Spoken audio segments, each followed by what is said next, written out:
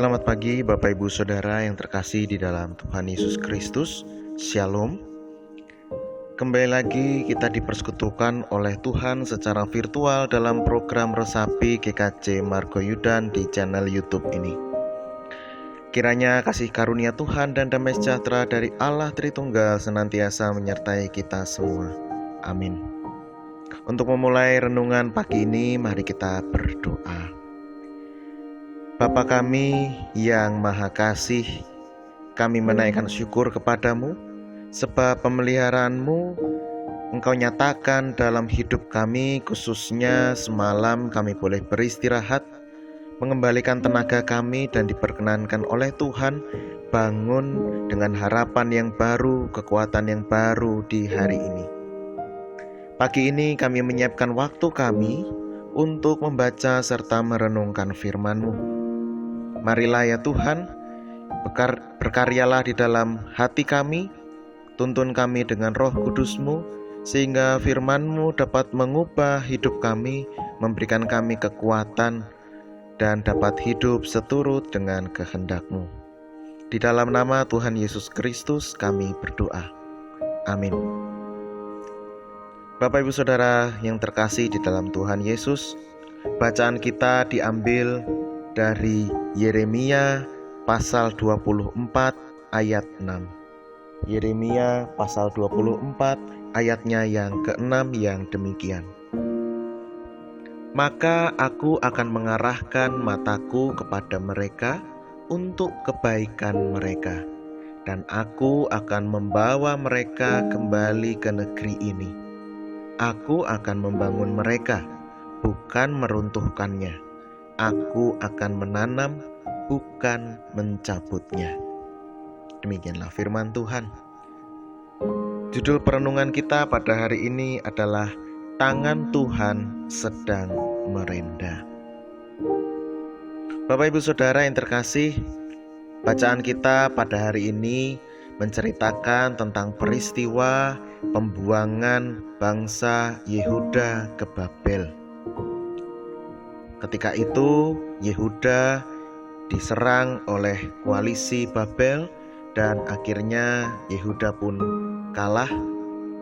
Efek dari peristiwa peperangan ini adalah banyak orang Yehuda yang kemudian dibawa ke Babel untuk bekerja bagi Babel, diajak atau bisa dikatakan diarahkan, bahkan dipaksa untuk memeluk keyakinan orang Babel serta mengikuti tradisi-tradisi orang Babel.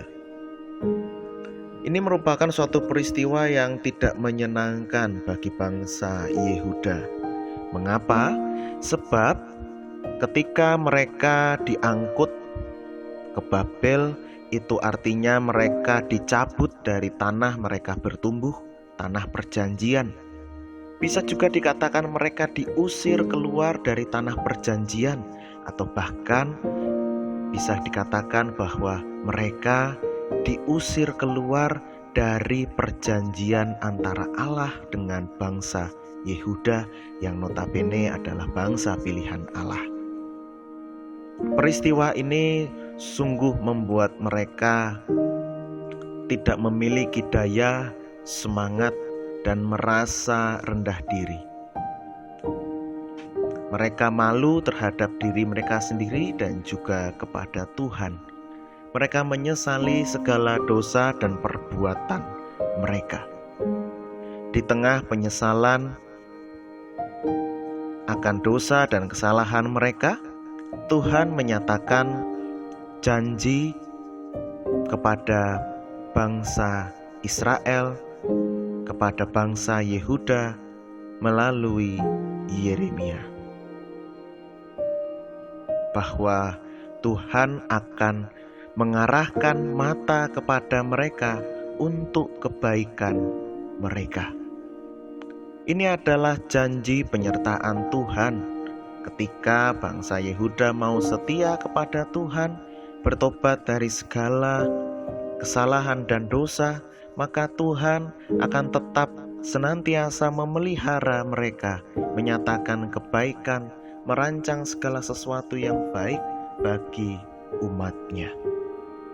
Tuhan juga berjanji akan memulangkan mereka ke tanah perjanjian, tetapi nanti setelah tiba waktunya Tuhan.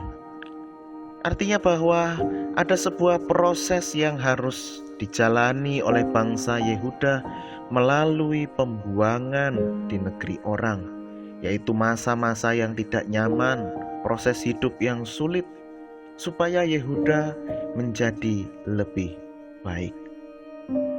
Jelas bahwa Tuhan sedang tidak merancang hal yang buruk terjadi pada umat yang mengasihi Tuhan, tetapi sedang membangun umat ini supaya semakin setia kepada Tuhan. Bapak Ibu Saudara yang terkasih dalam Tuhan, bagi setiap orang yang setia dan mengasihi Tuhan, tentu janji keselamatan dari Tuhan dinyatakan. Ketika kita mengalami masa-masa yang sulit, beban hidup mendesak, pergumulan berat dirasakan, ingatlah untuk setia kepada Tuhan. Sebab kesetiaan kita di dalam Tuhan tidak akan sia-sia. Tuhan merancang segala sesuatu yang baik bagi tiap orang yang setia dan mengasihinya. Tuhan memproses kita semua begitu rupa, membangun karakter kita supaya menjadi pribadi yang lebih baik, tahan uji, setia, dan dapat menjadi sarana untuk kemuliaan nama Tuhan. Jikalau saat ini kita sedang mengalami masa-masa yang sulit dalam hidup kita, ingatlah bahwa tangan Tuhan sedang merendah suatu karya yang agung mulia. Tuhan tidak akan memberikan ular beracun kepada setiap orang yang meminta roti. Tuhan merancang segala sesuatu indah pada waktunya. Kiranya kita semua senantiasa dimampukan oleh Tuhan menghadapi segala persoalan dan juga pergumulan hidup, dan senantiasa mengarahkan hidup kita kepada pertobatan, kepada cinta kasih Tuhan. Tuhan memberkati kita. Amin.